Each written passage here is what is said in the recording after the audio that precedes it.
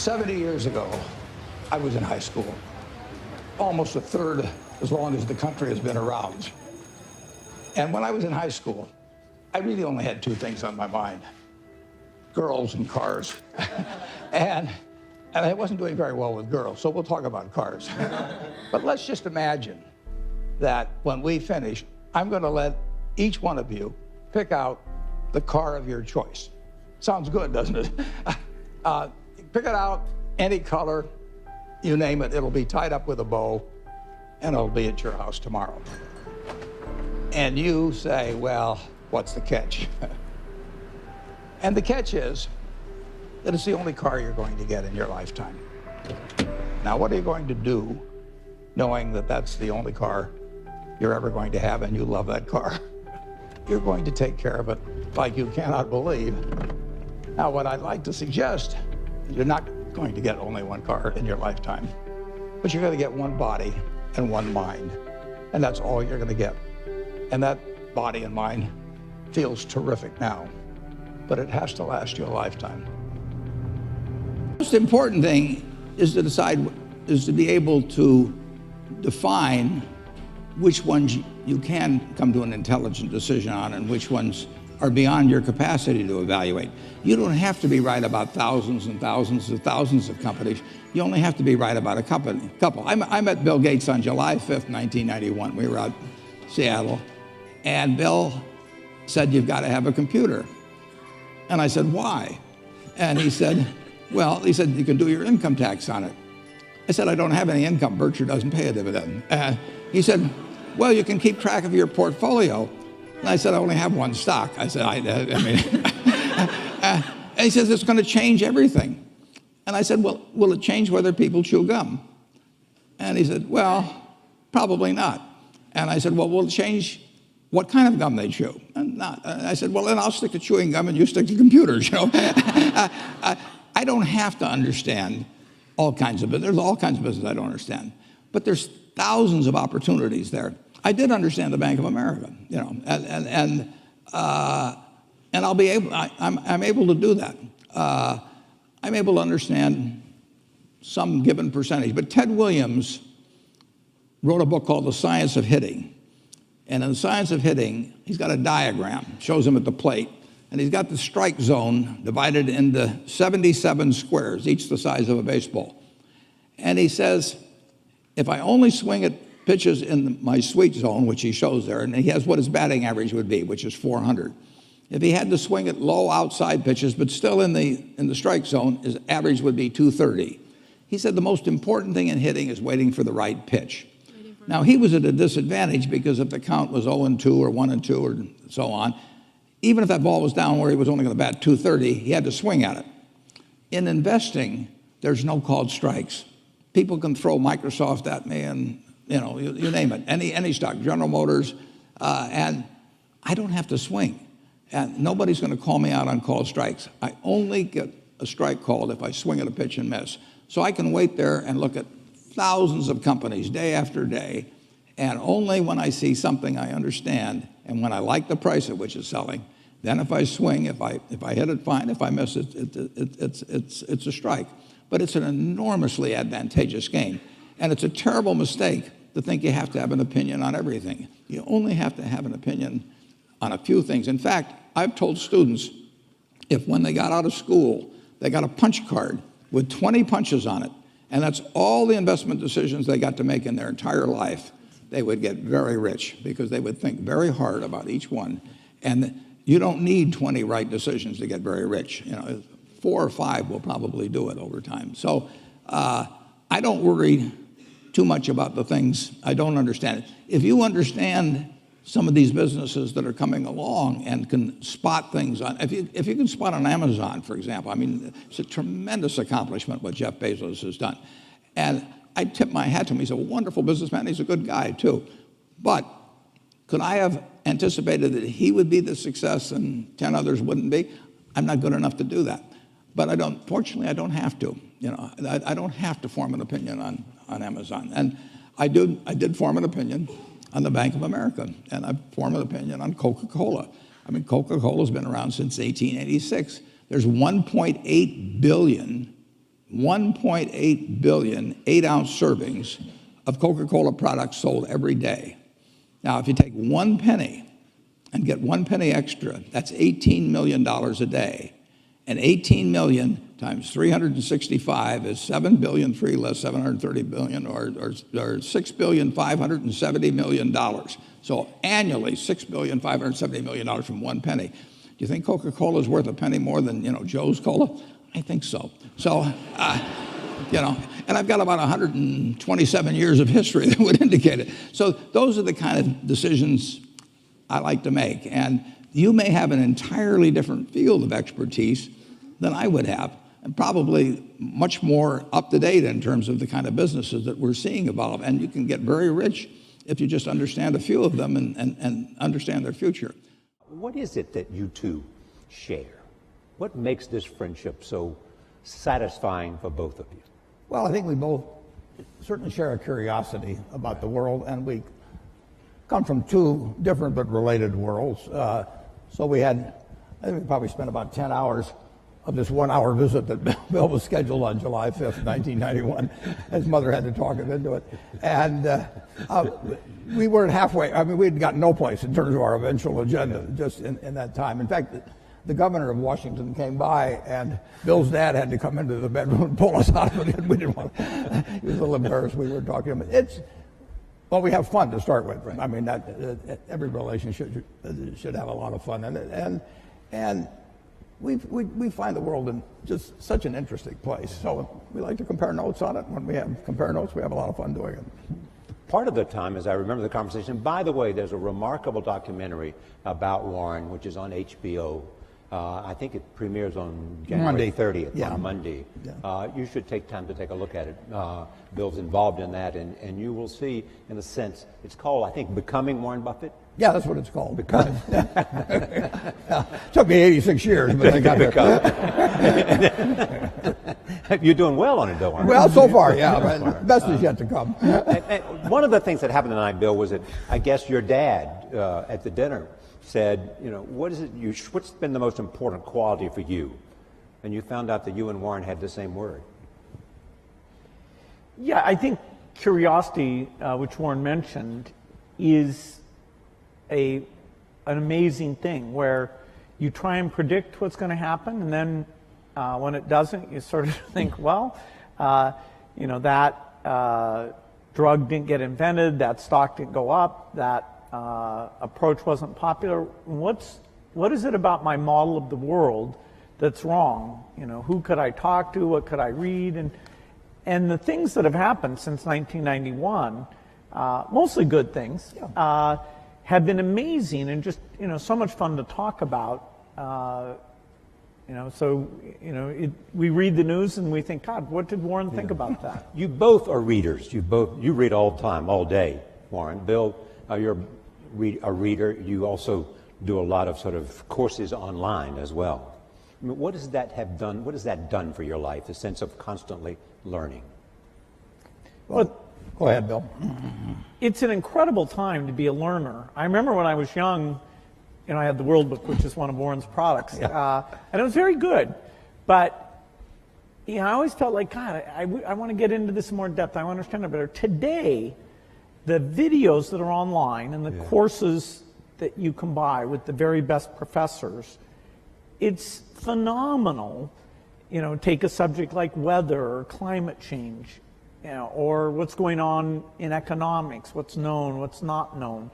Now with the foundation, a lot of what I need to learn is about biology, making vaccines, and what's going on with these various diseases. This is a phenomenal time to be a curious person. The information that's out there, I have my biggest problem is that I stay up too late because I'm reading and then I'm a little bit tired the next day. The other thing that you share other than reading is optimism. You believe in America. Absolutely. You have said to me more than once, I would give up a year of my life just to know what the next 50 is going to be like. Yeah, even the next 4 now. I mean, why'd you pick 4? I don't know, just a number that came to me.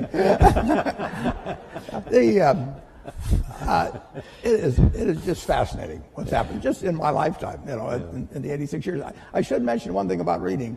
It was at the library here at Columbia that I wish I spent probably more time than any other student. I lived there practically. But I pulled the book out there, happened to be Who's Who in America, and it told me something about my professor, Benjamin Graham, and then I looked up and I went to the library and I said, I want to learn more about this because I learned this over here. That changed my whole life. We own Geico now because of that librarian directing me to some other book and then following through on that.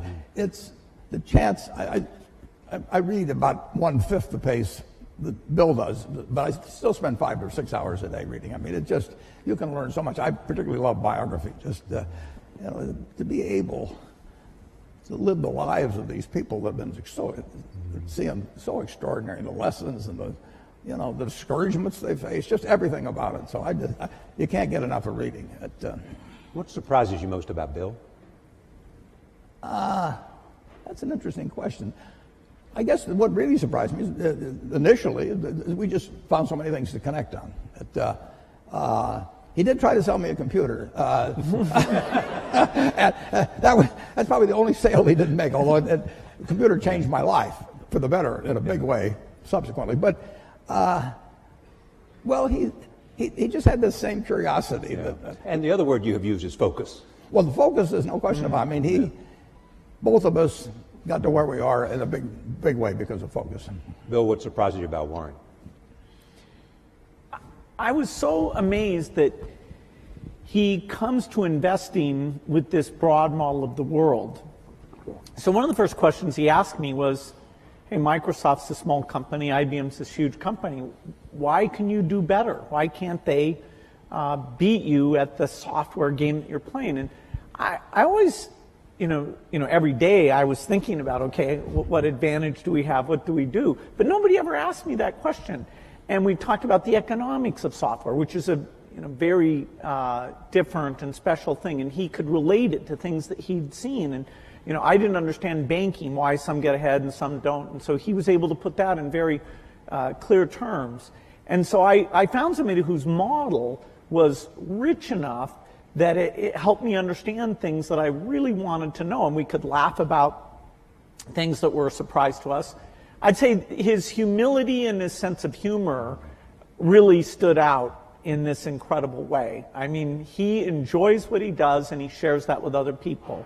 And even, when I ask questions that are pretty naive that he's probably been asked 50 times, he's very nice about, well, it took me a long time to figure this out, Bill, but here's how it works.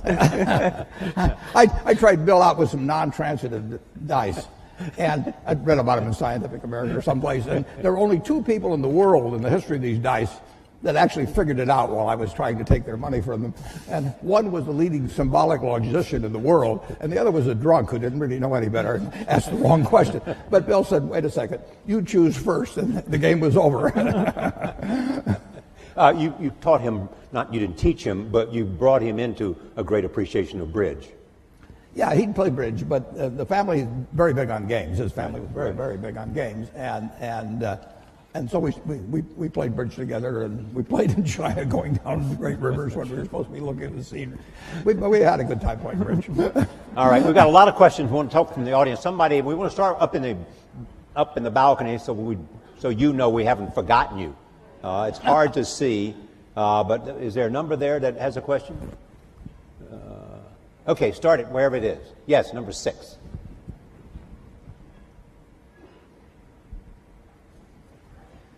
Thank both of you guys for being here today. My question is in regards to public health and vaccinations. Given our current president's publicly stated stance against the use of vaccinations, both in this country and abroad, how would you recommend that we, as students and future leaders in the health sciences, best allocate our resources to most effectively resist his alternative fact political philosophy in regards to domestic and global public health? Thank you. Well, Bill? That's a good place to start. Yeah. Well, the facts about vaccines are very clear and very strong, which is both that they're safe and that the vaccine schedule has been designed to reduce disease, and the more parents that adhere to it, the more not only their children be protected, but you have some kids who are immune deficient. And so unless the kids around them are protected, then it puts those kids at risk. And there are diseases like measles or pertussis that all it takes is a small cluster, and then mostly those diseases would be coming in from overseas, but you can get infection, and in some European countries you've had deaths because the kids weren't vaccinated. I don't think the U.S. government is going to come out with any negative statements. There may be a commission, and fortunately, if you look at the facts are quite unequivocal. We certainly are speaking out in favor of vaccines. So I'm a little surprised that we have to stick up for them, but it's true in every country that you get these rumors, and particularly in today's media, those rumors can get out and ahead of the facts because the rumors are sort of more salacious or contrary to what you've been told type things. Here, I'm sure we'll have a chance, if necessary, to go through the facts again and get a clear positive message from the government. And the risk is, if vaccines somehow, people are scared of having vaccines, the risk is? Well, we're engaged right now in polio eradication. And the only way that succeeds is to get 95% of the kids to have these vaccines. And there we ran into a form of anti-vaccine sentiment that's even worse than U.S. rumors, and that is that two terrorist groups, one in Nigeria, Boko Haram, and another one in Pakistan, Afghanistan, the Taliban, said that vaccination was a U.S. plot and would sterilize women, and it was a very bad thing. And they took the women who were going out to the children's houses and giving these oral drops, oral polio vaccine, and actually killed a number of them. And so those negative rumors, the only reason we still have polio today, that we're not done, is because of that part of Nigeria that Boko Haram has caused unrest, and the border areas, including Baluchistan in Pakistan, where there have been these anti-vaccine sentiments. So, our risk is simply those negative things. So it's not just in rich countries that we run into this. It absolutely causes deaths if parents don't know. Bring your kids in and get them fully vaccinated. And your drive to eradicate polio is to show that you can do it. Well, it started in 1988 when it already had been eradicated in the Americas. So these were the U.S. in the 60s, the rest of the Americas in the 70s, showed that it could be done. And so in 1988, well before our foundation was involved, Rotary and a number of other organizations said, let's get rid of this. And it's been harder than was expected just because of these sentiments. Here we are in 2017, last year, less than 50 cases. So we are very, very close. In fact, there's so few cases now, the way that we track where the virus is we go and look at sewage samples, and we see, because a lot of kids get infected and pass it along without getting paralyzed. And so it's only through these sewage samples we know that there's still about 4 places in Pakistan and Afghanistan and 1 place in Nigeria that we haven't gotten there yet. All right, let's see the next question. I got to see a card. Number 1. Thank you both so much for being here. My question, again, is a little bit on the political spectrum. I was wondering what you're both most hopeful about in this new political environment we have, and also what you're both most worried about. You want to take hope or worried, Warren? Well, I'm confident that America will move ahead. It's been, from the time I was born until now, the real GDP per capita of this country has gone up 6 for 1. I mean, nobody ever dreamt that would be possible. And when you look at what's happened in this country over 240 years, it's an absolute miracle. When I went to Columbia Business School in September 1950, 1 woman in the class. I mean, this country moves forward, and you can't stop it. So I'm enormously optimistic. I say the luckiest person born in the history of the world is the baby being born today in this country. And we will go and, everybody, half the country always is going to be somewhat unhappy, or close to half, about the last election. But I grew up in a household in the late 1930s. My dad was very Republican. my sisters and I didn't get dessert unless we said something bad about Roosevelt. I mean, it was it was required. And I heard all these apocalyptic views about after his third term there'll be no more elections. I've been hearing that all my life, and year after year after year, with occasional hiccups and an occasional seizure like we had in 2008 and 2009. But this country, it's all profit, folks. I mean, when I came in, just think of what it would have been like in 1776. Nothing here, and now we've got. And the velocity of change. Oh, it just keeps moving. Day. I mean, guys like Bill, they don't quit. I mean, he moves on to something like polio. He mentions 50 cases in the world. There were more than 50 in the ward where I went when I was a teenager to see a friend of my sister's, and they were all in these rocking machines and everything. They were destined to a terrible, terrible life, and it was just one ward in Omaha, and now that's the yearly total, thanks initially to, as well as currently to Rotary and some, but people kept working on it. This world moves forward, and it's been doing. I bought my first stock when I was 11 in April of 1942. The Dow was 100. If you haven't looked, it's 20,000. Something good must have happened in between, and it's going to keep happening, folks. Bill, I know you share the optimism. What about concerns? Well, the optimism is partly that I think American innovation is strong. Support for research is by and large bipartisan. And so whether it's health breakthroughs or even energy breakthroughs, I think, every year that goes by, we're going to have more of those things. Now, this administration is new enough. We don't know how their budget priorities will come out. There are things like foreign aid, which is a small part of the budget, about $30 billion a year, but that means the U.S. is the biggest, that every time there's new leadership, we have to go in and articulate the benefits. It's well spent. It's not the image that people have in the past. And so right now, I think there's a lot of intensity to make sure we get that message out and get, both in terms of the executive branch and the Congress, to maintain amazing things like the President's Malaria Initiative or PEPFAR, which is an HIV thing. These things started under President Bush, and so our foundation's had a great working relationship with Democratic and Republican administrations. Most people wouldn't realize that U.S. foreign aid as a percentage of the economy, which is generally how it's measured, reached its low point in 1999 under the Clinton administration. Now, I'm not saying it was the administration, it was a mix of the administration and the Congress.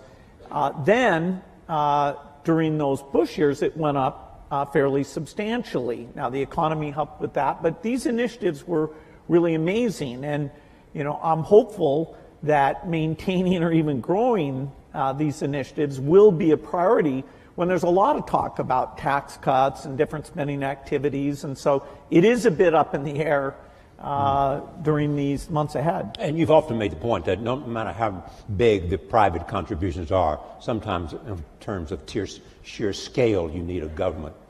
Yeah, somebody asked me today, if PEPFAR, which is this AIDS program, was canceled, wouldn't private philanthropy make up for it? Well, PEPFAR is over $5 billion a year. That is this one aid program, which is a phenomenal thing that's saved over 10 million lives. That's larger than our foundation, which is the largest in the world. So there's no possibility the government sector, U.S., U.K., other European donors, that's $130 billion a year in total that's uplifting these poor countries in health and education. And if we lose the consensus around that, if people draw inward too much, we will hurt progress and there will be millions of lives lost because of it. All right. And one thing that might be mentioned, Charlie, is that the difference between now and 60 or 70 years ago in the ability of really bright people, really innovative, really energetic people to get financed to do things is just dramatically better than it was at that time. So now, if you've got good ideas, and there's good ideas right in this crowd, and you've got energy, it's far easier to get financed to move forward those ideas than you could 50 or 60 years ago. Is that because of the internet or crowdsourcing, or what is it? It's just lots more capital around and people more optimistic about. People are very optimistic about business. But better ways to connect the two, the capital and those Absolutely. and the ideas. It's dramatic. It's dramatic. And the willingness to take risk. The first venture capital stuff is in the 1960s, and it's tiny. Microsoft, when we were taking outside investment, we took at a valuation of $20 million, we took $1 million for 5% of the company. I'll do it retroactively, folks. You had your chance. You had your chance. We never spent the money. That is, our business was profitable enough. We really didn't need to do that, but we wanted people on our board to give us advice. And there's an episode of Silicon Valley where all these venture capitalists are courting this guy. And that really reminded me of what it was like. By that time, which was 1984, there were dozens of venture capitalists. And that's something that other countries have tried to duplicate. They have in small part, but not nearly as well. This willingness to take risks, the idea that if you have a failure, it's not a mark of shame, that, hey, what's your next startup going to be? You heard his secret, folks. He gets his ideas from Silicon Valley. Be sure to look. All right, cards. Let's see where the cards are, folks. Okay, number 3, take the card right there. So you started this talk about how you'd able to make a model and it won't accurately predict what happens. And on the other side of the coin, I was wondering what happens when you create such well-developed predictive technology, and what are the ramifications and implications of that outcome? Well, I don't think our predictive technology is going to be like an oracle. Warren's nickname is the Oracle of Omaha. But the percentage of times you can predict things like macroeconomics, because they involve emotional sentiment. We're a long ways away from that. The biggest modeling thing I'm involved in is a group that models diseases. So we look at HIV or tuberculosis and understand, okay, what do we have to do in terms of diagnosis and drugs to get these things down? Once we finish polio, we'll go on, and our next big challenge, which will take decades, but I expect will be done in my lifetime, is malaria eradication.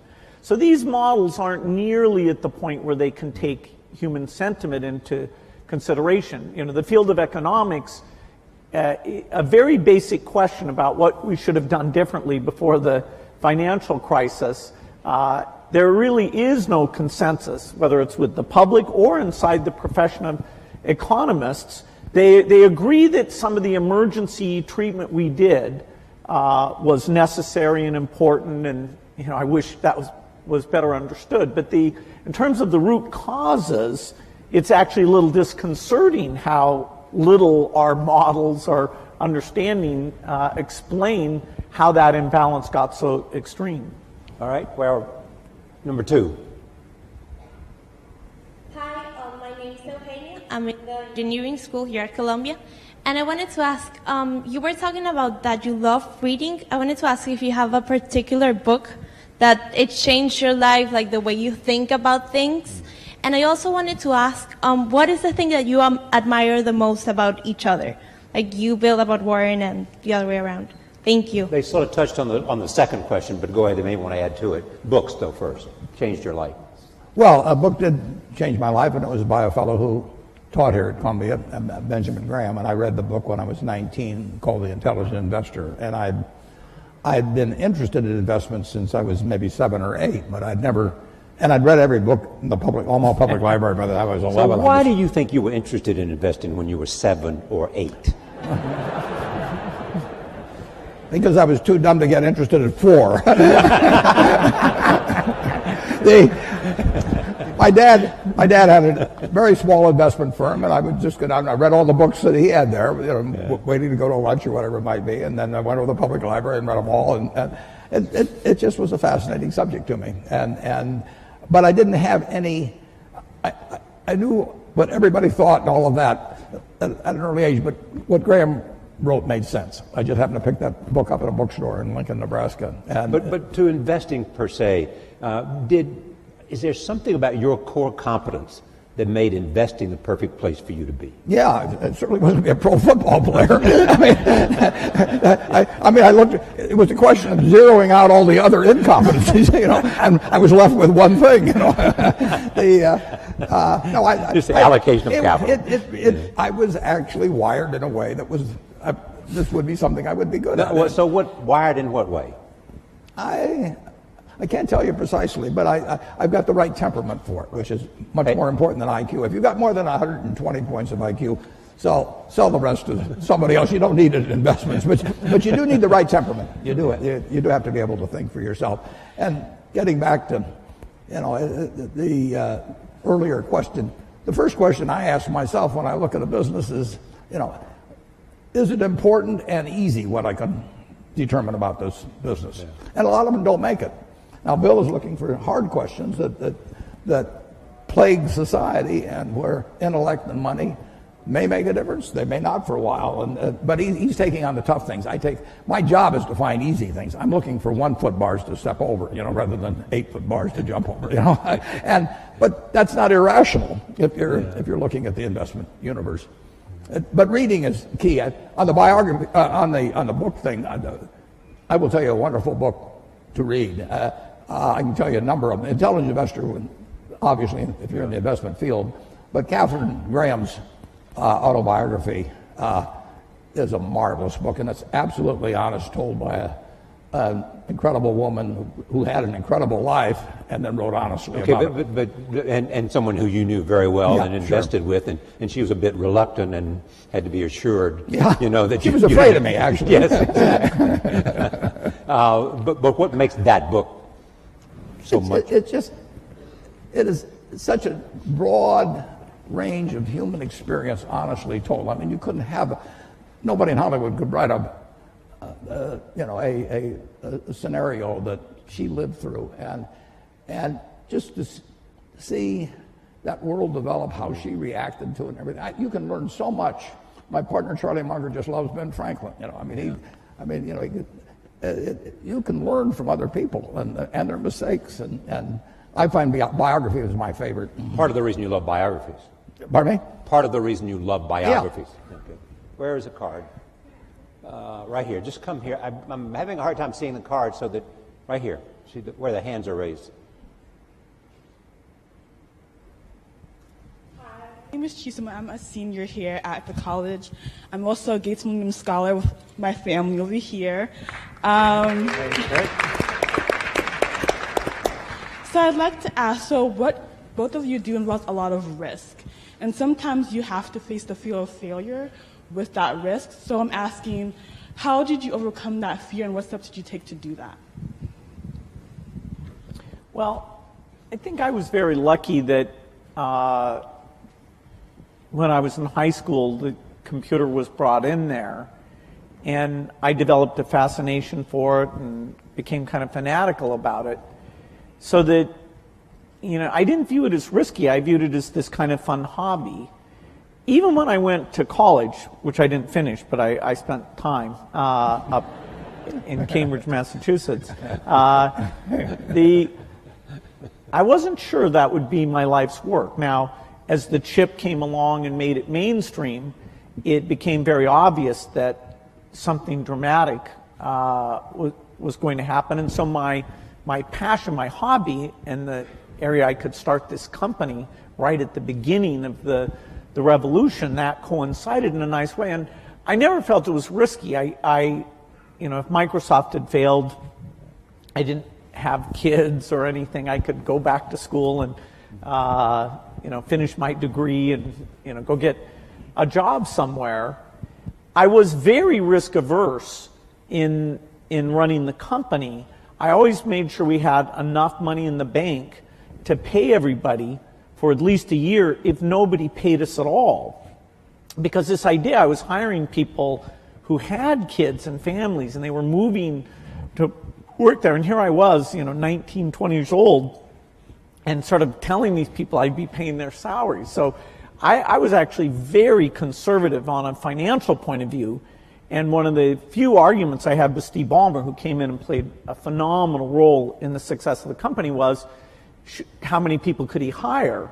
because I was trying to be so conservative. But I let him go full speed, and it turns out our financial success meant that we never had a conflict about that. But I think it's great to be risk-taking, particularly when you're young, trying out different things, fields that aren't very popular that you might enjoy. But I never got into a position where I was taking, actually in any meaningful sense, I was taking a big risk. I mean, the risk for you would not to have acted because you felt the train was leaving the station. Yeah, and it was so clear that, this was going to happen. And this was so much fun. I mean, I was a fanatic. I didn't believe in weekends. I didn't believe in vacation. My mom had to negotiate whether I'd come once a week for dinner. No matter who the guest was. Yeah, that's right. That's right. Yeah.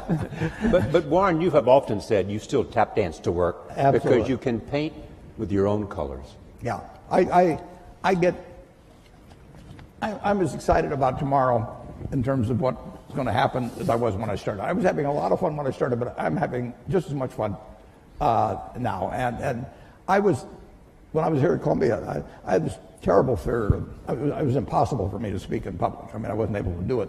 I actually read an ad in the New York Times. I went down to Midtown, signed up for a course, gave the guy a check, and then stopped payment on the check. I mean, I just petrified. But finally, and actually, after you get through hearing me today, maybe you'll wish I'd stayed afraid of public speaking. But that's another question. Then, when I got out to Omaha, I finally decided I just had to do it. So I gave a guy $100 in cash, and once I parted with $100 in cash, I'd jump off the Grand Canyon to get my money's worth. So, but it changed my life. But I would say this: don't fear failure. Almost everything that's turned out, I got turned down by Harvard. The best thing ever happened. Among other some good things that happened that didn't seem good at the time. Don't worry about.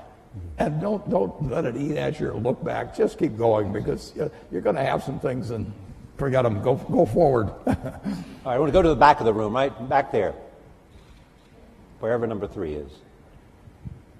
Hi, my name is Matthew Mann. I'm a first year at Columbia Business School. Both of you had a moment where you went out on your own. And I guess my question would be, if you were to do it all over again, you're in our shoes, what industry would that be in? Where would you start your own business today? I'd do the same thing. Yeah. I mean, for one thing, I'd be a failure at anything else probably. I mean, I'm not gonna. No, I mean, I had fun when I was in my 20s, my 30s. Now I'm 86 and I'm having fun. And so I advise students as much as possible, look for the job that you would take if you didn't need a job. I mean, don't sleepwalk through life, and don't say it's all going to be great. I'll do this and I'll do that, and I'm just marking time till I get to be older. That, as I've told people, that's like saving up sex for your old age. I mean, it just is not it is not a good idea. Yeah.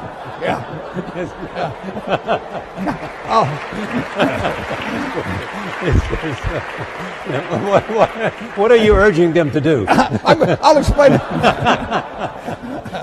Just what I'm talking about. Now,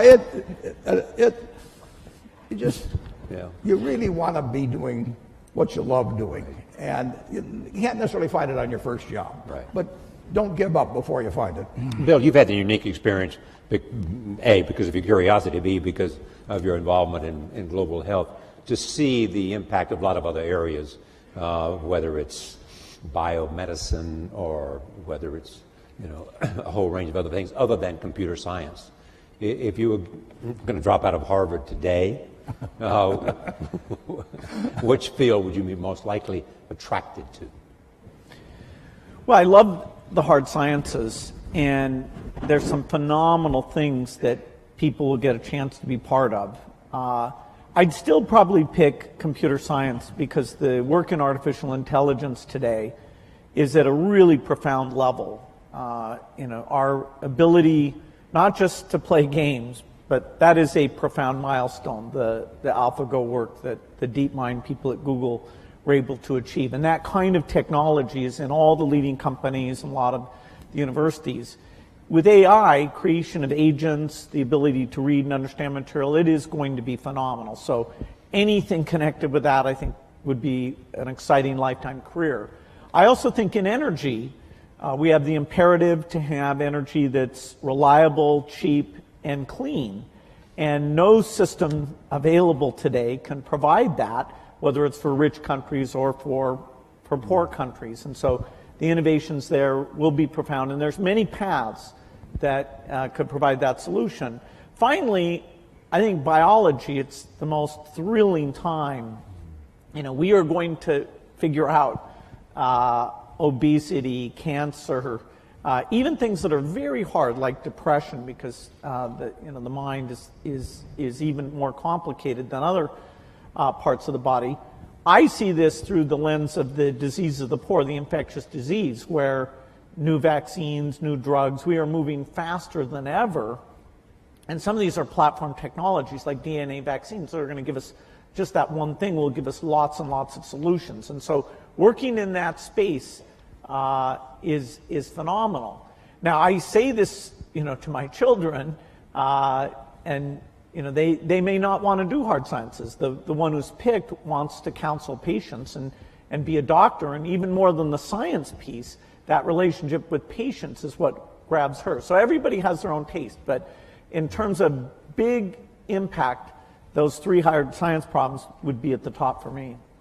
All right, next, right here, right next to number 1. Hello, thank you guys for being here. Also, thank you to Mr. Gates. I am also a Gates Scholar, and without your foundation, I wouldn't be here. Many industrial-based communities have been severely affected with higher levels of unemployment due to the increasing utilization of automation, which ends up displacing workers. What do you believe is a possible solution to unemployment arising from automation? It's a good question. Because there's a lot of talk about globalization and all of that, and a lot of other people step forward and talk about how technology and the impact technology is having on jobs and the demand for new kinds of skills. Yeah, we were here in 1800 and conducting this, and somebody would point out that eventually tractors would come along and better fertilizer and everything, and that 80% of the people are now employed on the farm, and in a couple of hundred years it's going to be 2 or 3%. And what are we going to do with all these people? Well, the answer is we release them. Keynes wrote something about it in something called Essays on Persuasion. He wrote in 1930 about what a more prosperous society would become like. And he actually postulated that in 100 years, and we're now 87 years away from that there would be 4 to 8 times as much output per capita. And he's remarkable, but he didn't quite get how it might get distributed. But the idea of more output per capita, which is what the progress is made on productivity, that should be harmful to society is crazy. I mean, the distribution may be a problem, but if one person could push a button and turn out everything we turn out now, is that good for the world or bad for the world? You'd have to figure out how to distribute it, but you'd free up all kinds of possibilities for everything else. So everything should be devoted initially to getting greater productivity, but people who fall by the wayside through no fault of their own, as the goose lays more golden eggs, should still get a chance to participate in that prosperity, and that's where government comes in. Right. Bill, anything to add to that? Yeah, a problem of excess is a different problem than a problem of shortage. If all the tractors and computers stopped working, then we would have problems of shortage there. And we just wouldn't have enough people to make the output. A problem of excess really forces us to look at the individuals affected and take those extra resources and make sure they're directed to them in terms of re-education and incomes policies, and the need for labor in terms of smaller class size, helping handicapped kids, reaching out to the elderly. The demand for labor is not at zero. If you ever get to that point, fine, you can shorten the work week, and you'll be just fine with that.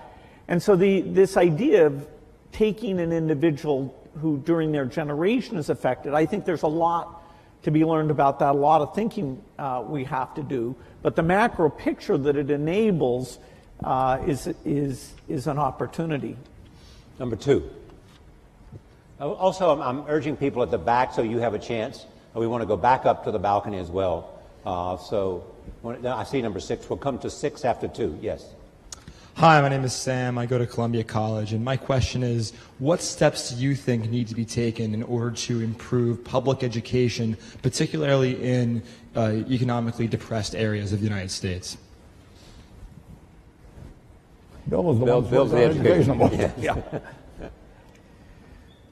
I think this is a super important issue because the dropout rates, although they've gone down a little bit, they're still very high and vary based on income. And even kids who graduate, a lot of them don't enter college, or they do enter college and they end up in these remedial courses for their reading or math capabilities. And those people have an extremely high dropout rate from higher education, and they can incur debt, they have a negative experience. So we have a long ways to go in education. There are some very strong points of light, like here in New York City, some of the charter schools are, with even less resources than schools at large, doing a phenomenal job of educating kids. There are a lot of countries, particularly in Asia, who, spending way less of their GDP on education, are doing a great job educating their kids. And it's not just the top 20%. Their bottom 20% is pretty phenomenal in the case of China, South Korea, and Singapore. And so looking at what we've learned in charter schools in terms of building the culture, giving teachers feedback, what is good teaching look like? Do we give teachers a chance to learn from each other about that interactive element that makes the subject seem relevant and important? There are great teachers, but spreading those practices has been very, very tough. And so I'd say it's a top priority, and our foundation has that for our work in the United States. Education is the top priority, whereas outside the U.S., we take on health. It's a tough problem because the institution of education are fairly resistant to change, and people are not yet convinced by various approaches very easily, but we need to keep at it. We're going to, stay and even actually put even more money into trying to help create models. Okay, up to number 6. Hi. First, I want to thank Bill. I've witnessed the role of your foundation in eliminating polio in India, and I'm really thankful for that. My question is more on how to set the basic level of debate in any public sense. There are many trade-offs. How to explain climate change policy for people who are losing jobs in the coal sector? How do you balance the current short-term economic goals with a long-term peaceful transition to the renewable sources of energy? No, it's a good question.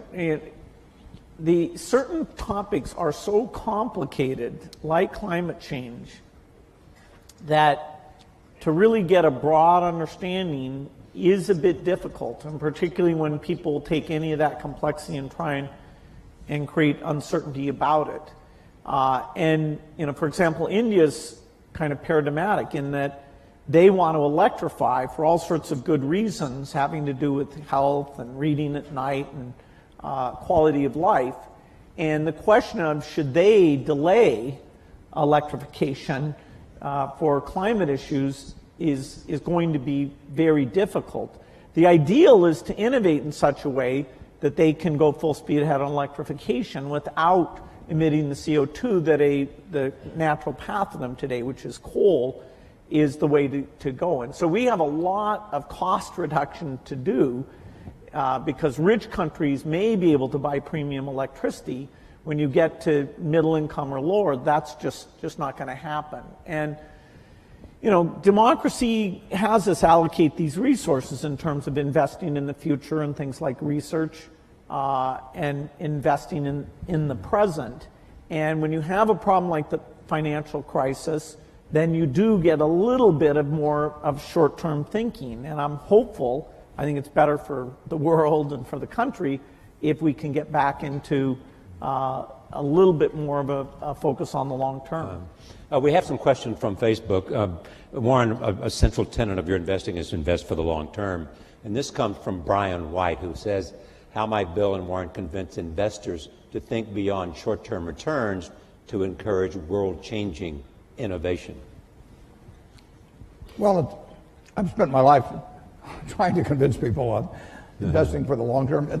Listen, if I knew how to double my money tomorrow, I'd probably invest for the short term too. But it's much easier to invest for the long term if you're just talking pure investment, because you know what's going to, in my view, be very high probability what's going to happen 10 and 20 years from now in a major way, and I don't have the faintest idea what's going to happen tomorrow or next week. But if you're talking about societal, it's very tough because politicians face elections either every 2 years or 6 years, and the way particularly congressional districts have been organized, primaries have become more and more important, and so it's very hard to have politicians think of something that's wonderful for the country for 20 years, but will cost them the election 2 years from now. And that's a basic problem in a democracy, and it gets to be more of a problem as we've arranged congressional districts so the primary dominates, because a very limited number of people turn out, and their motive tend to be on the extremes of both parties. So it's not easy. Whether you're going to make an investment in a company or whether you're going to buy the company, what are the factors that you're looking for? What test? I'm looking for durable competitive advantage. I'm looking for something that has a moat around it for a considerable period of time. And I'm looking for an honest and able management to run it, because I don't know how to run it myself. And I'm looking for a purchase price that's not excessive. But it's better to pay a little too much for something that's a very good business than it is to buy some bargain, but really a company without much of a future. And I don't know. I don't have a ability to predict with a high probability of success the future of most companies. So I'm looking for the exception. But the nice thing is, if there's thousands of companies out there, I really only have to be right on a couple. I mean, it's exactly the opposite of baseball, where you have called strikes, and the pitcher's trying to throw it to you at the worst part of the strike zone for you.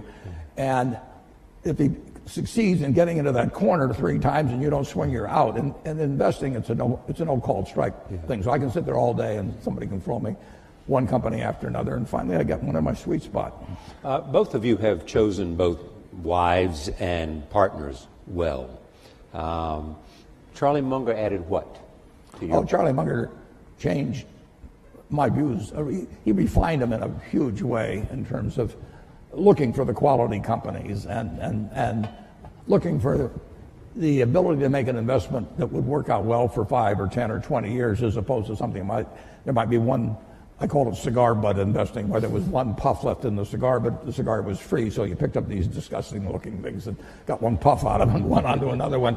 And that worked okay, but it was small scale, and it really doesn't build something satisfying. So he kept forcing me in the direction of saying, is this really a business we want to own for forever? And do we want to get associated? It's like a marriage. I mean, do you want to get associated with this person forever? And it's a great way to look at things. Bill, your wife, Melinda, has added what? Well, she's... Other than 4 children. 3 children. How much time do I have? Because she is your partner, and she was there in the philanthropy from day one. At Microsoft, I had 2 partners who were amazing. I had Paul Allen in the early days, and then Steve Ballmer as the company got bigger. And we would not have achieved anything what we did without those partnerships. Because, when things are tough, when you're making big decisions, having somebody who's really in there with you, committed, for me, I couldn't have done without that. For the foundation, Melinda's an amazing partner. She thinks about the people issues better than I do. She, knows when I get overexcited about the science. She can, make sure we're being realistic about it, and it makes it fun. Last week I went to Europe to World Economic Forum. She went to Nigeria, and then this weekend we just sat and talked about, okay, what did we see? What does that say about the work we should do? And so, I don't think I'd enjoy it without a partner, and particularly someone amazing like her. It's more fun with a partner.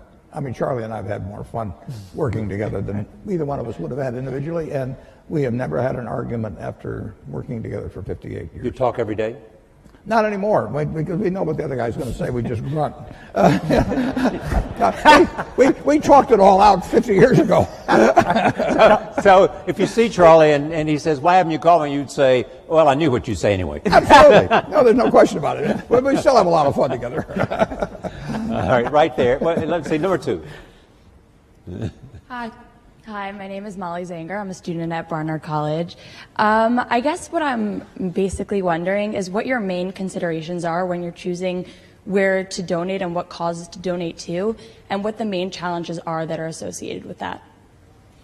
Yeah, well, I wholesaled it because I made a choice that I wanted to have. Well, originally, my first wife and I planned that I would pile it up and she would unpile it, but that was plan number 1. But she died in 2004, and then I had the problem of figuring out the best way to distribute what would turn out to be a lot of money, and I wanted some people who had similar values and similar objectives to what I had, but I also wanted people who would pour in intelligence and energy, and in the case of Bill and Melinda, a lot of their own funds, would work at it full time, but who really saw society as I saw it, which was that every life is of equal value.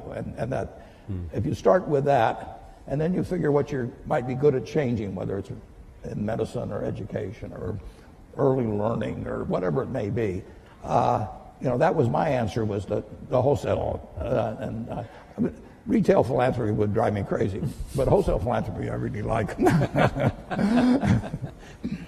Bill? Yeah, for our work at the foundation, the belief in innovation, which both Melinda and I saw at Microsoft, our question was, okay, how do we bring that kind of innovation to help the world's poorest? And we learned that coming up with new vaccines, that although you can pay a lot to have them created, the marginal cost comes down to less than $1.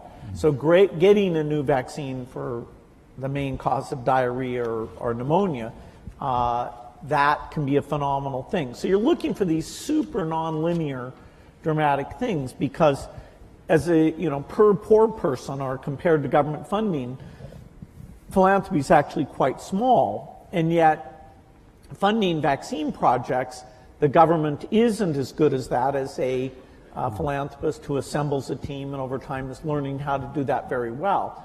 And we had models. Rockefeller Foundation was a phenomenal foundation. The Green Revolution is just one of many things that they did which raised agricultural productivity and avoided hundreds of millions starving. And so studying the other foundations that have taken these big breakthroughs and created a model out of those, that was very informative to what we've gone after. What's the most important lesson you've learned, though, about making investments from the foundation today that you learned along the way? Well, I think when we started out, I thought that just coming up with a new vaccine or drug alone would be enough, and that the world would then take that and get it out to all the children of the world. Partly through field visits I did, that Melinda did, looking at the statistics. That delivery system doesn't get out to a lot of the kids. And so having to figure out how people were hired or how that was funded and measured, this what's called primary health care, we were drawn into that out of necessity. It didn't fit the normal sort of in the lab, come up with this great concoction. And yet, in order to achieve our goals, we needed to think about those delivery pieces. In fact, sometimes the state of the product actually had to be simpler in some ways in order to get through that very limited delivery capacity. And now we're getting to 86% of the world's children with vaccines. It was about 70% when we got started. So that's a good increase. We still have 14% to go. Bill and Melinda have amazing convening and persuasive powers as well. So, I mean, they bring something far more to it than just money. They work incredibly hard, as do my 3 children and their foundations, but they work incredibly hard at getting governments involved in vaccines or whatever it may take. And that just is, it's an extra dimension that I think very few people have in the field. Yeah, I mean, it's a hands-on well, travel to experience. When Melinda is in Africa and she's holding a little baby, I mean, she is actually thinking, you know, this kid needs to be vaccinated, has a decent chance in education and all that.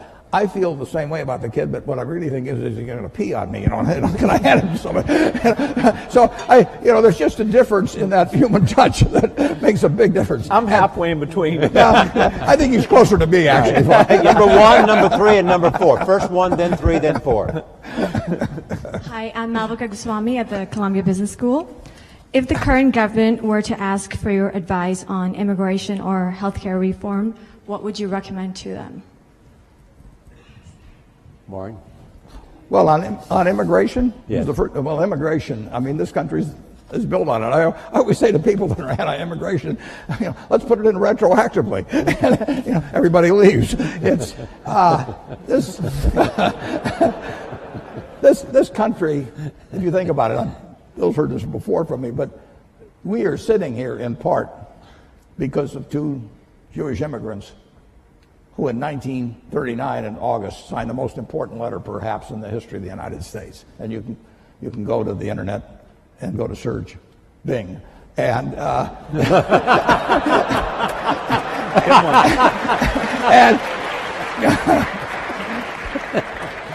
and just type in Einstein, Roosevelt, 1939. Leo Szilard and Albert Einstein, 2 immigrants, came here. They came directly from Germany. Szilard came from Hungary before that. And they told President Roosevelt that the Germans were likely to develop an atom bomb, which was likely to work. It's less than a full page, and we better get to work on something fast. And that the Manhattan Project came out of that. And if it hadn't been for those 2 immigrants, who knows whether we'd be sitting in this room. Mm-hmm. Immigration? I'm going to let him handle it. You knew Andy Grove. Just go up and down the line. I mean, right. This country has been blessed by immigrants, and you can take them from any country you want, and they've come here, and they've found something that unleashed the potential that the place where they left did not, and we're the product of it. The question also was about healthcare. I mean, what can you tell us about healthcare that you think is important in terms of the consideration of what might happen? I mean, if you were building a healthcare plan for America, what would be the elements that you would want to include? Well, there's no doubt that in order to provide decent health care, the percentage of GDP devoted to it is going to go up over time. It's already very high, and yes, there's some efficiencies to be gained in that 18% or so number. But as society ages, as we come up with new things like joint replacement, organ transplant, which are going to create lots of human benefits, we're going to have more resources overall, including more government resources for health care. And so it's a tough problem because you have both access problems today and you have cost problems today. And, whenever I look at a problem, I have this one simple lens, which is innovation should help here. But in this case, innovation, while it will provide breakthrough drugs that will save costs, like if you can cure Alzheimer's, which we certainly haven't done yet, that will save on huge long-term care costs. So we have these chronic diseases that we've made less progress on than some of the others. And the market mechanism to get pharma to go after those things and the basic research US funds, I am quite optimistic that we'll have some advances. But they'll also give us some very expensive things that will mean we're spending more money against it. And I do hope, that at some point that we really are calling on the best minds to look at the incentives for the breakthroughs, the most efficient system we have here. I think there's a lot of unhappiness in the country now stems from the fact that the healthcare system isn't delivering, and yet people are saying less government, more government. Right. I don't think they're being given the depth of education about why it's so tough that over time will help them vote for the right solution. The depth of explanation. Let me go. I'll go to Facebook in just a moment. But where was I? I promised 3, 4, and 6. 3 is there, and 6 is up there. So go 3, 6, and then we'll go to Facebook. Hi, my name is Josh Schaefer, and I'm a dental resident at Columbia. My question is, for future doctors and dentists of America, what advice do you have in giving about having a proper balance of providing that health care, but also mastering the concepts of business and economics? Well, Atul Gawande is, an incredible author. Exactly. He, in the current issue of the New Yorker, has the latest in wonderful articles about the healthcare system. And he's talking about the people who do sort of heroic surgery like himself are paid twice as much as the people who are on an ongoing basis in a great incremental way learning about the patient and seeing what works for them. And it's a calling cry to say, hey, that part of the system needs to be run better, needs more resources. And so I think it's brilliant that he's saying that, and it also corresponds to what is working in some other countries. Okay. 6.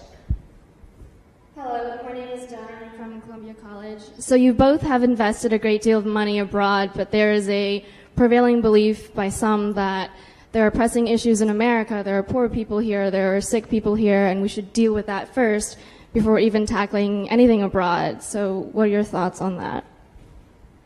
Well, my own personal thought is that every life is of equal value. And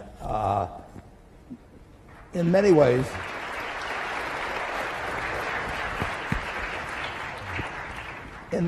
if you have a limited number of dollars, you actually can do more for more people outside the United States. We do have greater resources here for our 320 million people than exists around the world for 7+ billion people. So if you can improve the lot of more people by intelligently spending $1 billion or any other number in other areas of the world actually than here. And coming from Omaha and having the money I have, people can say, well, why not spend it all in Omaha? You grew up here and Omaha's done all kinds of things for you, and I absolutely acknowledge that. But in the end, if I've got X dollars to spend, I can make life better for more people if I can have it intelligently allocated in other parts of the world actually than the United States. And that draws a fair amount of criticism, but I live with it because that's just what I believe. All lives have equal value is really the driving force Absolutely. behind the Gates Foundation. I'm an accident. I won the ovarian lottery when I was born in the United States in 1930. It was 40-1 against me. I was male. Now it's 80-1 against being a male in the United States in 1930. I was just plain lucky. My life would have been far different. Bill always said if I had been born a long time ago, I'd have been some animal's lunch because I can't run fast and I can't climb trees and everything else. And I'd be saying, I allocate capital. It wouldn't work. And, I was lucky. But 79 out of the 80 weren't as lucky as I was at that time. And, Bill. Go ahead, Bill. Yeah, in terms of the helping people in other countries, the foreign aid budget of the U.S. is 0.8% of the budget. And there will be, in the years ahead, a discussion about, is that worth doing? It saves lives for typically about $1,000 of life saved. And in terms of stability and countries eventually being self-sufficient and being part of the world economy, there are some huge benefits to that. So if we were talking about should we spend 20 or 30% overseas, okay, that would be a very interesting discussion. But what we're trying to preserve is something that's gotten smarter and smarter all the time, has proven benefits, all of which are things that our foundation co-invests in the same things, like the polio thing is 0.8%. So I'm hopeful that in a big world that can remain a priority. All right, let me go to another Facebook question. This is from Nadia Akwal, says, how might Bill and Warren encourage innovation, particularly among teens and young adults? How do you encourage innovation? Well, I think you have a market system that provides rewards for it. Yeah, that's one way. Yeah. and we have it. I mean, we have an incubator for innovation in the United States. And, Bill can drop out of school. Andy Grove can come from Hungary. And, it just welcomes it. And thank God. That's why we have the kind of prosperity that we have. The question of how it gets divided is a secondary question, and that does not get solved as well by the market system. But our system is just designed for it, and look at what has happened. All right, number one. So also, I want to make sure we get the people in the back, so we only have 5 minutes left. So there's a couple of hands up in the back, so please recognize it. Hi, my name is Sahir. I'm a senior in the engineering school. As men of such great influence, I'm curious, and we touched a little bit about this in the last question, but how you deal with reconciling your convictions with maybe what is believed by the public, maybe even a majority, considering that you have the wealth and power and fame to make such great things happen.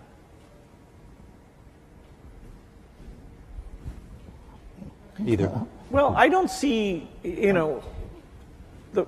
the convictions I have, I love sharing them and talking to people and understanding, where people disagree. I can be overly science-centric about things. There's all sorts of causes that are super important that our foundation, because we have limited resources, we don't get to go and do. There's lots of diseases. There's aspects of education. Part of the strength of philanthropy is its diversity, and so just by sharing the fact that it's fun, it really can have measurable impact. I hope that sets an example for all of philanthropy. I don't happen to believe that my voice should be that much louder than other people.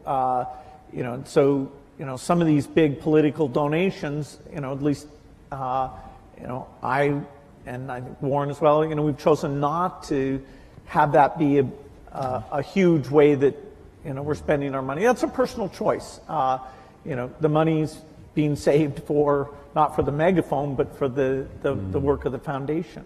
Yeah, we get a podium of a certain sort, but people do not. With a partner like Charlie Munger, you don't have to worry about my views being accepted automatically. They point out the shortcomings. And the influence of money in politics, I really think, is bad news for this country. I think Citizens United was a terrible decision. And the idea that somebody can pour millions and millions of dollars into a campaign, and in certain cases it not even be identified, I think really kind of goes counter to the kind of America I believe in. The two of you created, along with Melinda and others, created the Giving Pledge. How's that going? Going terrific, Bill can tell you. It really is going terrific. Yeah, philanthropy is kind of a lonely Bill, tell them thing. what it is exactly. Yeah, okay, this is, we love philanthropy of all types, and part of the strength of American philanthropy is actually people with very little who are incredibly generous. Here, though, we said for the people who are super lucky, have over $1 billion, we want a group who are working together, who are committed to give the majority of their wealth away, to learn from each other. What's worked, what hasn't worked, how do you involve your kids, how do you hire staff, and they'll find areas they're working on together and cooperate, but we're not pooling any money. And we thought we'd get 20, 25 people together, and in fact now we're at 156. So it is a wonderful yearly event. I've made some great people. I do think that the quantity and quality has gone up because we're getting together. We'll never be able to measure that in a direct way, and we're making special efforts in China and India because now we have a lot of wealth there that wasn't there before. And in their own way, I think by having a strong philanthropic sector, that will help those countries and therefore help the world. What's interesting now, Bill and I are having dinner actually with the group tonight, for example, but if you go back 100 or 150 years, people got wealthy by making some money from the first oil refinery or still a mill and building another one, and Henry Ford would build a plant to build cars, and then it would be from retained earnings, which eventually turned into cash. Now you can get rich very young just by having an idea, right. And you can get that idea monetized and capitalized in a way that you cannot believe. So we are particularly interested in getting younger people interested in philanthropy because there are huge fortunes by people that are now in their 20s and 30s. And just think of what the potential for that group. And so this thing has worked out way, way better, including getting younger people to join us. Number 6. Hello, my name is Christina Nunez. I'm a fellow dental student to Josh. Thank you for speaking with us today. I'm curious about your insight related to relationships. I'm personally, given a desire to honor myself and respect other individuals, have found it difficult throughout life to discern which relationships to really foster and invest in and accept challenges from, and which to kind of forego and abandon because they're more harmful than helpful. So are there any major life lessons that you two have learned through your personal experiences? Well, it's a very important question. And the more you will move in the direction of the people that you associate with. So it's important to associate with people that are better than yourself, and actually the most important decision many of you make, not all of you, will be the spouse you choose. Right. And you want to associate with people who are the kind of person you'd like to be. You'll move in that direction, and the most important person by far in that respect is your spouse. I can't overemphasize how important that is, and you're right. The friends you have, they will form you as you go through life, and make some good friends, keep them for the rest of your life, but have them be people that you admire as well as like. Bill, you'd add to that?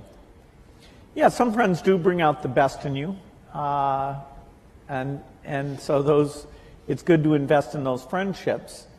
And you know, some friends challenge you about things you're doing. And that level of intimacy is great. I wouldn't say that I was so obsessed with work. I didn't invest, I'd say, in my 20s and 30s as much as I should have. It's really through Melinda and seeing, other people I realized, okay, that is, it's really worth the investment to have those people as you're always there to help them, and vice versa.